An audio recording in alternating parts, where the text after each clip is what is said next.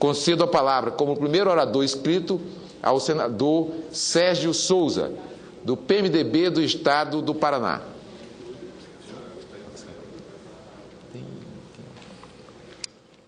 Obrigado, senador Inácio Arruda, presidente dessa sessão, senhoras senadoras, Ana Amélia, Vanessa Graziotin, senhor senador João Capiberibe, senhoras e senhores, caros telespectadores da TV Senado, ouvintes da Rádio Senado, todos aqueles que nos acompanham. O Brasil, cada vez mais, nós presenciamos, sentimos grandes movimentos, né? Os caminhoneiros estão parando o Brasil e trarão consequências graves, né? Principalmente de abastecimento e de escoamento. Dos médicos, as consequências podem ser lesivas até mesmo à saúde do brasileiro. Movimentos de todos os níveis e de todas as formas ocorrem no Brasil. E todos nós procuramos entender um pouco o porquê disso tudo, né? Há pouco, na Comissão de Relações Exteriores, com o ministro Pimentel, muito lhe foi indagado sobre a economia brasileira, sobre a indústria, sobre o baixo crescimento. Naturalmente, isso gera desemprego ou insegurança internacional, os investimentos deixam de vir. Precisamos entender um pouco tudo o que está acontecendo no Brasil. E eu venho hoje fazer um pronunciamento, senhor presidente, sobre a atuação do Brasil na política externa, ou sobre a política externa brasileira. Primeiramente, eu gostaria de lembrar o absurdo incidente envolvendo o presidente da Bolívia, o Evo Morales, que teve dificultado o seu retorno ao seu país quando sobrevoava um espaço aéreo europeu, alguns países da Europa, e em decorrência da suspeita de que transportava um ex-agente da inteligência dos Estados Unidos da América, foi impedido de sobrevoar alguns daqueles países. Trata-se de um episódio lamentável que denota grande desrespeito por um chefe de uma nação irmã. Também lamento o ocorrido no Egito, pois representa um retrocesso para a democracia brasileira, onde forças militares opuseram a deposição do presidente daquele país, um presidente legitimamente eleito. Eu acho que tem-se outras formas para você retirar um presidente eleito do poder. Mas, senhoras e senhores, minha motivação principal nesse pronunciamento é refletir sobre a importância da diplomacia e das relações exteriores, para uma nação que pretende ampliar sua participação nas principais discussões do planeta, bem como elevar sua presença no mercado internacional. As relações exteriores de um país têm como ação primordial, principal, aumentar as suas relações comerciais. É assim que faz os Estados Unidos da América, é assim que fazem as grandes nações comerciais no mundo. Somos atualmente a 6ª ou 7ª economia do mundo, um país que tem avançado muito na distribuição de suas riquezas e na redução da miséria. Isso é fato. A inclusão das dezenas de milhares de pessoas na última década na classe média é fato no nosso país. Uma nação composta por uma população miscigenada a partir de múltiplas etnias, formadora de uma sociedade pacífica em sua essência e história. É dotada de um regime democrático em franca consolidação. Entendo, portanto, ser absolutamente legítima a pretensão do Brasil de contribuir mais para os grandes debates e desafios mundiais.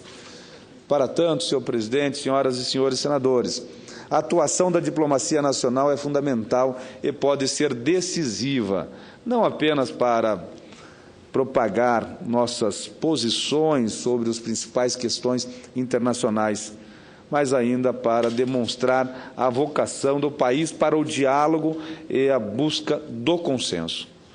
No momento atual, em que acabamos de sediar a Copa das Confederações e nos preparamos para sediar a Copa do Mundo em 2014, as Olimpíadas em 2016, cresce em importância a tarefa de nossos diplomatas, especialmente agora, para explicar ao mundo os movimentos e manifestações que temos visto se multiplicar por várias cidades brasileiras. Repudio os casos de violência, confronto, depredação do patrimônio público e privado, que infelizmente representam uma minoria, ou felizmente representam uma minoria absoluta. É importante esclarecer às demais nações do globo o caráter pacífico e democrático das manifestações que se sucedem. Mas o Itamaraty tem missões além dessas, e sua tradição de conduta o credencia para continuar a ampliação da sua presença nos principais fóruns mundiais. Recentemente, o país teve uma nova vitória expressiva com a eleição do embaixador Roberto Azevedo para a diretoria-geral da Organização Mundial do Comércio. Além disso, havia sido bem-sucedido na eleição de José Graziano para diretor-geral da FAO. São claras demonstrações da correção dessas estratégias. Também, senhor presidente, merece destaque outros movimentos igualmente coordenados pelo Itamaraty, que, a meu juízo, têm se mostrado eficazes para os estresses nacionais. Refiro-me, por exemplo, à consolidação dos BRICS, bloco formado pelo Brasil, pela Rússia, pela Índia, pela China e pela África do Sul, como fórum de debate e organização de pautas e ideias comuns entre os seus membros. O tamanho e a responsabilidade dos BRICS no cenário internacional, econômico e geopolítico apontam perspectivas promissoras para o grupo que representam. Para o Brasil, uma oportunidade de se fazer ouvir com mais força. Também merece saudação a presença pacificadora do Brasil no Haiti, na condição de país postulante de um assento permanente no Conselho de Segurança da ONU, a demonstração de capacidade em liderar movimentos que assegurem a paz e o bem-estar em países que enfrentam instabilidade política, seguramente reforça a legítima pretensão brasileira. A participação do Brasil na criação e consolidação do G20 também merece reconhecimento. Trata-se de mais uma iniciativa cujo objetivo final é extremamente redefinir a governança mundial a partir da nova realidade do planeta, especialmente depois do fim da Guerra Fria e das sucessivas crises econômicas enfrentadas.